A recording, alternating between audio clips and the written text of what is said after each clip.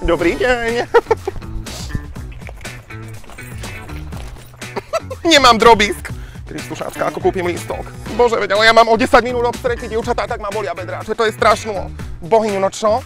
Vnuk mi hovoril, že je ako si, že ťapni sa. Boháčové, to už ako dade v Dubajoch však, teraz moderno. Čo? Tak to, že ťapni sa. Tu, čo?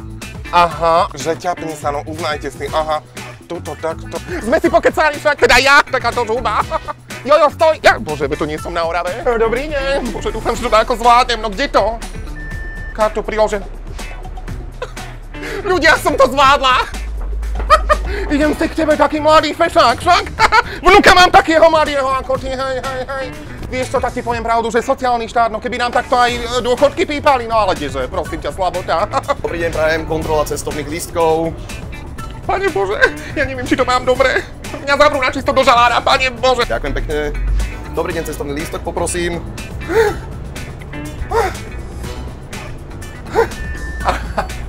V poriadku. Všetko v poriadku, ďakujem pekne. Není možné.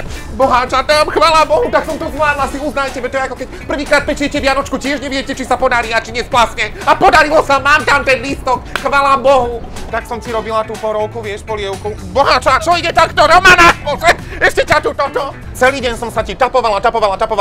Viac ako 4,85 za tých 24 hodín ti to nezobere. Tam ti máš ten strop, bravím, paráda. Keby aj doma, tak tepujem, vieš, tepujem, mám také zasradenie gauče, no ale... Bože, Románka, rada som ťa videla, však ako sme na tú ZDŠku chodili, Ježinko, bože. No tak sa držkaj, rada som ťa videla, bože. Hej, pôjdeme niekedy na túrka, držkaj sa, čau. Idem si variť.